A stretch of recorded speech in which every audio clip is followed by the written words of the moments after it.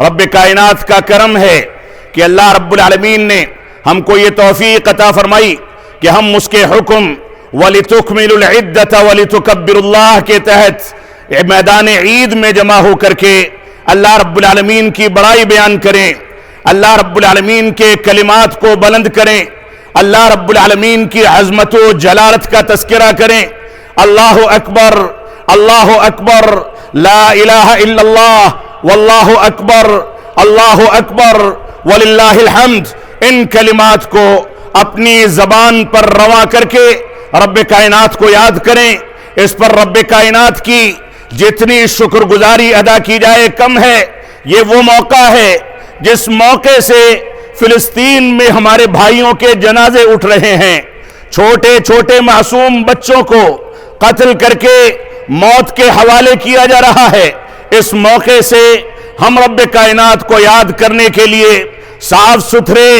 اور نئے کپڑے پہن کر کے اس میدان میں جمع ہو سکے،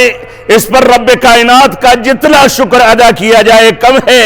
مسلمان کتنے ایسے ہیں جن کو نہ سوئیاں ملتی ہیں، نہ مٹھائیاں ملتی ہیں، نہ عید کی خوشیاں ملتی ہیں، نہ عید کی نماز میں جمع ہونے کا موقع ملتا ہے۔ یہ رب کائنات کا کرم ہے کہ اس نے ہم کو موقع دیا کہ ہم اس کی بڑائی بیان کریں۔ اللہ اکبر، اللہ اکبر، لا الہ الا اللہ، واللہ اکبر، اللہ اکبر وللہ الحمد، ان کلمات کی صدائے بلند کرنے پر ہم رب کائنات کا شکر ادا کرتے ہیں۔ اے رب کائنات، ہم تیرے دربار میں تیرے بھکاری بن کر کے اس بات کی توفیق طلب کرتے ہیں کہ تو ہم کو توفیق عطا فرما کہ ہم توحید کی جانب رجوع کریں، مسلمانوں کو توفیق عطا فرما کہ مسلمان اتباع رسول کی جانب رجوع کرے، مسلمان کو توفیق عطا فرما کہ مسلمان صحابہ کرام کے مقام، صحابہ کرام کی عظمت اور صحابہ کرام کی اہمیت کو سمجھے،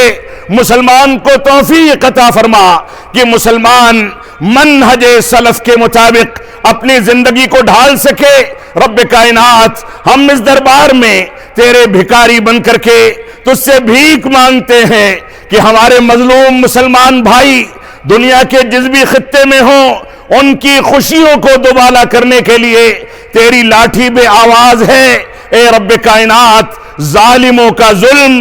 ضرورت سے زیادہ بڑھ گیا۔